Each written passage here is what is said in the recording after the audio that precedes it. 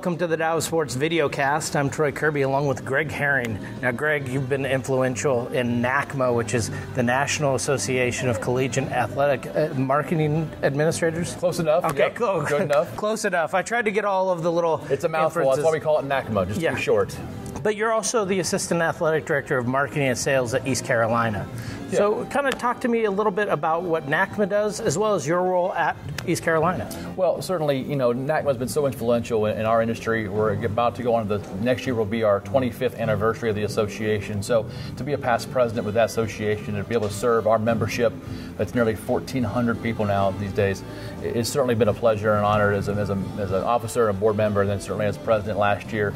And we're hoping to keep that growing. And so what NACMA means really is to come together, sharing of best practices, looking at industry standards that should be met and how you share best ideas. And somebody used the acronym CASE earlier in the day about sharing and stealing ideas and borrowing, and it certainly is a great acronym to think about. And so we're looking at just expanding our way to professionally develop our members, whether it's throughout the year in live chats or the online library we have available to our members, or certainly again the convention. That's always kind of the capstone of our year. But certainly my involvement has spanned many stops along the way in my career, and most recently now at East Carolina University as Assistant AD for Marketing and Sales. So what's great for me is I come here and get some new ideas, even though I'm considered a veteran by our industry standards, and it's been great to kind of come and help, and I'll take a few things back to campus in Greenville. One of the things that we find is if we don't see them actually learning, we don't have them actually working the entire year at understanding their craft, they tend to be the people that end up costing us the most. They tend to be the people that end up forgetting to do the best promotions or the best marketing, and they end up making the entire industry look bad. So it's really about protecting the industry as a whole, right? Well, it's certainly, I don't say protecting, but I think it's really just growing the industry. Sometimes one of my sayings is they don't know what they don't know. And through NACMA, this convention is a great way for us to be able to educate, expand upon ideas they haven't heard about, or just teach them some new things. And we really do a lot with our young professional group that's grown over the last several years. And so if we can start off and getting these folks that are into the industry, coming in as GAs or interns, sometimes students in some cases, it's great to get them some new ideas. And today, for example, I sat a part of the basic training sessions they had, and even I learned some things from a couple students who haven't even graduated undergrad yet that gave me a new perspective, because I haven't been a student for a long time. So to hear their perspective on how they would market to themselves was interesting. So I think it's great. When you have these types of conferences, you got to keep it fresh, no matter what you do. Got to be fresh consistently. How do you keep NACMA fresh? I think it's listening to the membership. What is it in the feedback we hear from surveys, what they really want to try to get across, what they want to learn. If it's boring old things year in, year out, then it doesn't do anybody any good. They stop coming and stop learning, more importantly. So we listen to the surveys, we listen to the feedback, look at industry trends. We annually meet with the NACTA executive team as well in Cleveland, as well as the NACTA officers every year in January. We have a chance to sit down with those folks and talk to the ADs directly and ask them point blank, what are some things we could teach our members that would help you on your own individual campuses? What are the things that are keeping you up at night that we can help you with? And so for right now, fan experience. It's been ticket sales, as you know, in the past. So there's a lot of different things that have come across that we've tried to tackle through our programming throughout the remaining spring months or the year ahead, and then certainly here at convention. How do you avoid being membership driven? And what I mean by that is more of just gaining memberships more than the context of what you're actually delivering. How do you avoid that kind of, just that drive for membership in general? Well, I think, at the end of the day, obviously in the association, our job is to be self-sustaining. Membership is a big part of that, as is convention attendance, sponsorship dollars to be brought in, and it's a business. Our association is no different than any athletic department. We have numbers we have to hit in a department for ticket operations, ticket sales, and ticket holders. We have the same type of thing we need to hit every year. We had a goal this year of 1,400 members. We were, at the beginning of yesterday, 36 shy of that, which is an all-time record high again for NACMA. Attendance here is over 500 again for another year. So again, attendance and membership are certainly a big part of what we do, but we can't lose focus that we're here to serve them, just like we are on our campuses to serve the student athletes. We have to remember that we're here to serve the greater good, and program and create content that they're really going to be interested in listening to and help them develop into better professionals. When you're talking about value, especially for a conference, part of it is the networking. Part of it is the idea that I get to speak to an athletic director because we're so connected with NACMA and some of the other things. How do you make sure that they're getting that face time and really seeing the value when they're going to different conference meetings and sessions? Some of them may not have much to do even with NACMA, that may have to do with collectively. Yeah, I think we look at that with our programming first and foremost. Today there was a good example. We did a Q&A session with 3 sitting athletic directors from various levels. And so I think they hear from those folks, they aren't afraid to approach them, or that may at least give them the taste as the students or the interns coming into the business, gives them a little taste of it. And we really talk about throughout the year with the young professionals and even our own staff. Again, if we've trained them right, young professionals, obviously as you've grown the industry, you've already heard these things, but it's to not be afraid to step up and seek someone out to make an introduction and say hello, pick their brain, be respectful of their time. Obviously, if they've got time for coffee or to meet up separately in a side meeting, that'd be great. Not just use it when they have a job opening, but just to get to know them and say hello and make their acquaintance. But it's great to do that once a year here. But if you don't maintain that relationship over time, then that's not going to come in handy when you actually are looking for an opportunity or need a reference or need something down the line. And so sometimes it's just better to learn as well. There are people that I reach out to every year that I'm here that I see not frequently enough. And I can, feel free to sit down, pick their brain, and talk to them about some things. And I've used it more than once as a sounding block here at NACMA for what I should be doing in my career or my job. You have something unique. It's called NACMA Basic Training. If I'm a new person coming into the industry, NACMA Basic Training, sell me on what that is and why that's important, especially for the younger people who might be listening to this, getting their first or second job in marketing in sports. The basic training has been so important for young professionals getting into the industry, and it's always evolving. And this year, the programming changed just a little bit from last year. In years past, that's also that first few hours for basic training has been set to basically set the stage for how they should interact throughout the convention. What are some things they should think about and do and use that time to teach them convention. What we've done is taken that learning process throughout the year and done live chats or some blogs and things and talked to them about what convention and what they should expect and how they should act and do all those protocol type things to get it out of the way. And this year we're going to use that as a setting for sessions. They heard from ADs, they heard from NACMA veterans, they've heard from people that really helped them. We had a session today, $1,000 idea. And that's a chance for them to win some money actually long term if their plan goes into place. But we had an exercise for 45 minutes as a group to think about, okay, here's your challenge. What do you do? Go. And so in 45 minutes, they're to propose what they would do amongst 9 other groups in this room. And they present in 1 minute to judge a panel of judges, and they pick a winner. And it's a creative way to really get them thinking and working together as a team, but also bring the challenges and some of the real world things. And going around that room today on the challenge that we're presented with, you heard a variety of different ways. Everything from a nonprofit strategy, from a straight up sales strategy, to more of a outside the box, buy a ticket, get a hug promotion. So it went all over the place. So it's a fun way to start. It also really helps those folks who may not have a lot of friends yet in the industry because they're students, GAs, interns. They may only know where they've worked at or their undergraduate days. So it helps them learn and meet their own peers. And so throughout the rest of the time of their convention, they have somebody else to lean on as similar situations. They know somebody. So it really is a great way to kick off that start of the season. So where do we see NACMA growing in the next few years? Where do you see NACMA kind of going and venturing on to kind of become new? Yeah, I think areas that we've talked about over the years as technology has changed and as the industry has changed a little bit, we're not just simply a advertising promotions marketing arm anymore. Ticket sales is a big area we're focusing on. Obviously today having John Spolstra speak to the group. We've talked about the digital and new media era. How does that fit into it? Is it marketing? Is it COSIDA and media relations? So there's a lot of areas that we're always dabbling in, looking to see how we can program to hit all different constituents, because there's so many things that we do over time. And we've talked about it a little bit, and maybe it's a little more of my own philosophy, but I really think that the marketing department tends to be a linchpin sometimes for other areas. We touched a little bit of ticket operation, we talked about media relations, we deal with fundraising. Everything at some point comes through us, I think. So again, it's probably the same can be said about facilities and operations, or every other. I'm a little biased given my affiliation, but I think that we look at areas that we can cross-program. We've done it before with ICLA.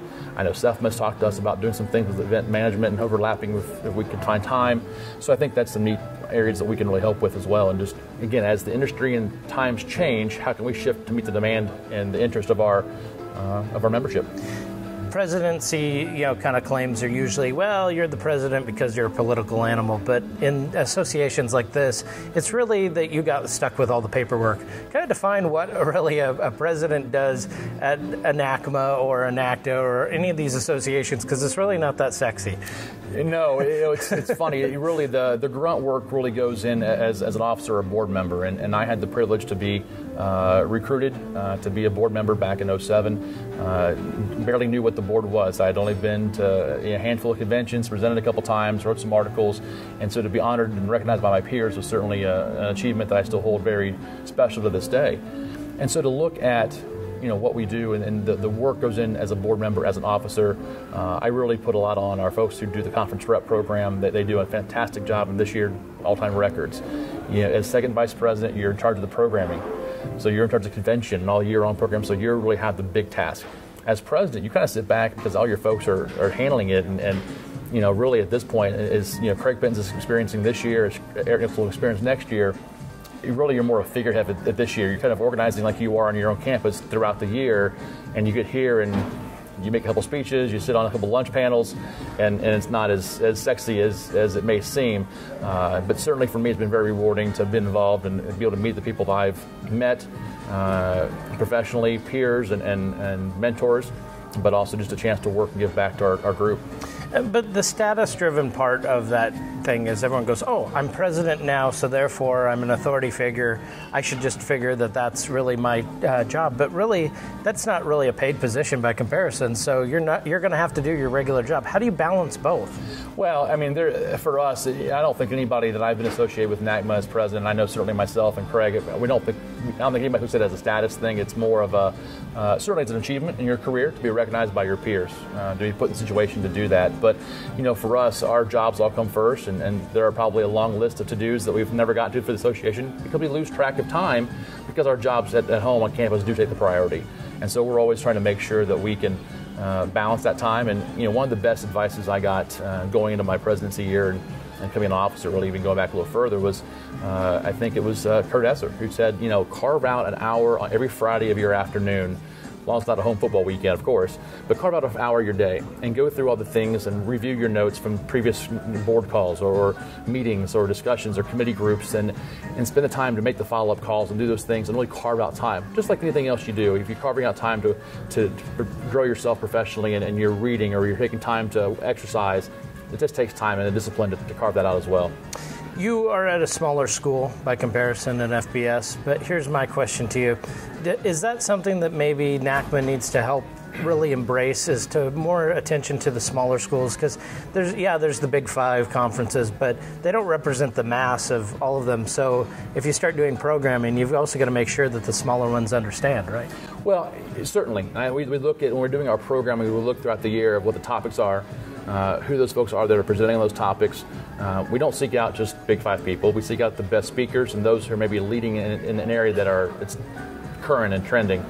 But, for us, one thing we've said for a long time is that it's kind of also on the attendees to translate that.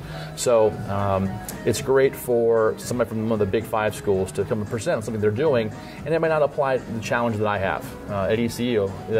You say smaller, we're averaging 45,000 people and 10,000 students strong at a home game. So I tend to disagree on that, but But by comparison, when people talk we're about Florida, we're half of what Florida puts in their stadium. I get it. If you want to compare yourself to Florida, that's great. I'm sure your AD will have issues with the budget. I used to work there, so yeah. I can do that one. But so I know both sides of it. But we're half of what. I certainly from a attendance standpoint, I get that. But where I think it's interesting is it's up to us as individuals to find the commonality or the theme and apply it to where it's going to be. Just because a bigger school is doing it doesn't mean I can't do the same thing on a smaller scale or a budgeted scale or take my own twist to that and apply it somewhere else. So, being first class and how you present and the effort you put into it, it doesn't matter how big your budget is, your fan size is, it's that same type of thing. So we do put some back on the onus on back on the attendees to, what can you extrapolate and take away from this? And I've heard from folks that are Division III and especially the NAIA folks going, gosh, I really learned something from this, and I took it over here. So it really does go back to the individual of some sort. When you're looking really at the future of NACMA, you're also looking at smaller schools in general, mentoring those small people. A lot of them are going to have the same question. Should I start out just a big school? Should I only wait for the big school? Should I start off with that reclamation project or that smaller school? How do you kind of guide them in that kind of advice? My philosophy is maybe a little different because I did start out at a big school. I graduated from Miami of Ohio and was an intern at a mid-major upon graduation, and then got my first internship at the University of Florida. So I started off the biggest of the big and had a chance to go work at Missouri and be a part of Mike Alden's team at Mizzou and learned a lot of great things there. And certainly, again, another big program, Big 12 at the time, fantastic opportunities. And then I really found my niche over the years at more of the quote-unquote mid-majors. I was in Conference USA, getting ready to head into the American Conference now with East Carolina. I've been in the MAC. I like that feel. And so part of it to me is really, I would encourage industry newcomers to look at where do you ultimately want to be? What's your ultimate goal? Have that end in mind as you start your career and how you get there. Are you really passionate about certain schools and conferences because that's where you grew up or went to school? Geographic locations maybe play into it, but find what you want to do, and you may deviate from that. And I found that my path right now may not be on that Big Five. Not to say that Endeavor's the right place, but I like being able to get my hands dirty and getting into something, and having a little more involvement in other areas, and having smaller staffs allow you to do that. Are we too title focused? Are we too title driven, and instead of just trying to do the job? I don't know. I think sometimes as an industry we may lose focus of who's doing what. I think there's this misnomer that the only way to be an athletic director is if you become a fundraiser. Well, certainly revenue generation is the way to do it, but we've seen over the years that you can come out of the compliance side, you can come out of the marketing or external relations side. It's about people, relationships, being able to manage, and certainly your discipline doesn't really matter. Now, granted, there are probably a few more ADs that have come out through that fundraising side of it, but I think that all of us are, in some sense, no matter what your job title is at that university, the college program, you're still generating revenue. You're still trying to sell tickets and tell the message, really probably a better way to say it. You're a brand ambassador is probably the best way to say it, no matter what your job title is. And so there's a lot of ways to get there. So I think sometimes we get, when it's coming for jobs, when you're looking to apply or how to hire somebody, that's probably when we get a little more, what's their title, what are they currently doing, versus just wiping off the names and the titles and looking at the responsibilities or the actual accomplishments and then seeing what's more neutral.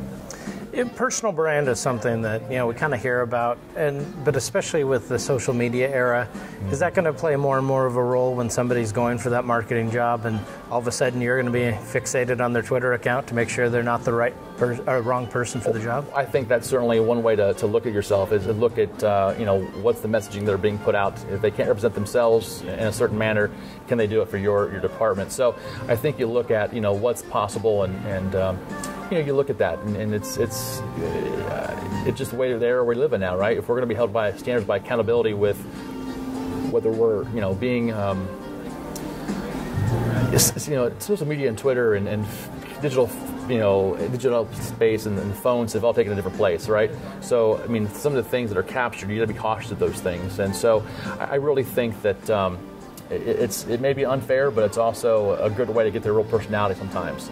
I joke a little bit about social media that it's a sport, that I play pickup and I'm only enough to hurt myself in social media, so I'm very cautious about what I put out there and who I associate with, especially on Facebook. That's kind of my personal space. Twitter is more of a professional area for me, as is LinkedIn, but I'm very cautious about what I put out and how much I put out, and separating personal from professional.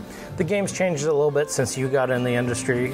What were some of the things? You're saying I'm old? Yeah. What were some of the things that you kind of were really worried about back in the day, and how has that kind of changed since you've been focused on moving up?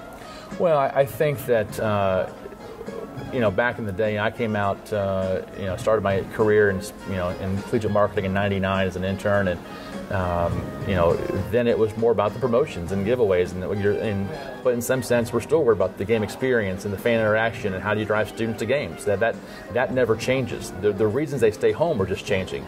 Technology and the fan experience at home watching the game is much different than what it was, 15 years ago. So I think some of the common challenges are still there. It's just, what's the problem? The problems are still there. The challenges around how to fix it are just changing. When you're looking at marketing and sales, some people say that's completely different. That's completely foreign to, the twain shall never meet. Is that really true, or is that somebody? If you're in the NBA or NFL or near a pro organization where it's divided, that you have a sales staff, a marketing staff, a game experience, collegiately we have the opportunity to we're all in one. My role as a salesperson, as a marketer, an advertiser, a promotions person, the public relation, and a game experience guru, those all kind of come to play. And so they really overlap. I mean, you can create a great game experience by bringing the Boy Scouts out to a game or Little League or the youth leagues and creating an experience for them, but you're selling tickets at the same time. And then you've also entertained your fans because they're going to play at halftime or do something entertaining in the arena or on the court. So they really do overlap. They are one-on-one. When you're looking at your career, do you see it going towards the athletic director route, or do you kind of look at that and go, I'd like to be an associate and kind of have fun still? No, I obviously I like the challenge. I like the idea of maybe being an athletic director one day when the time has, and if I'm fortunate to be in that. Obviously, there aren't that many opportunities around the country in Division I, and I think that's where I'd like to obviously stay. But as opportunity presents itself, I certainly would look at it. But I got a lot to learn between now and then, and certainly appreciate the mentorship I've gotten over the years from some good ADs, and looking forward to learning more and trying to hone my craft even better. How do you grow? I mean, who do you look at as a mentor? Who are the people that have reached out and helped you? Well, some of the people, just currently right now, Jeff Confer is our athletic director of East Carolina and has been a great mentor and friend and supporter with me the last 2 years. And our associate AD, Shelly Benniger, they're instrumental in my growth in the last couple of years, and certainly owe them a debt of gratitude for what they've taught me and the opportunities they've presented with me.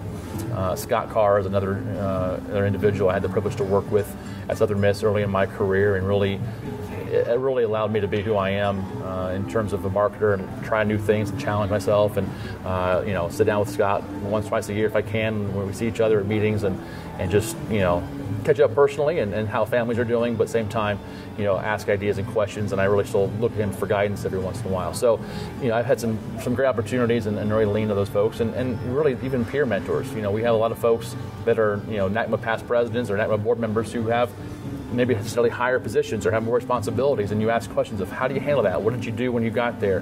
Why did you want to do this? And we often have on our NACMA board a sitting AD, and so I always ask the questions: what's it like? How did you get there? What did you find that you didn't expect was going to be the case in certain situations? So you learn from a variety of people. How do you remain humble? How do you remain to where you're not, taking everything that you do and wearing it on your shoulder? Because it's an easy thing to do, right? No, you're right. You just really can sometimes. But I think for me personally, I've had some stumbles along the way professionally, and certainly those have taught me certain lessons that I've carried with me. For me, sitting in a room with my NACMA board members and past presidents and learning from them, I've always looked around and thought, wow, I am the dumbest person in this room right now, because I think so much and so highly of my peers that for me to even be considered a part of that group is humbling enough that it's just it's good. Well, Greg, thank you for coming on the podcast.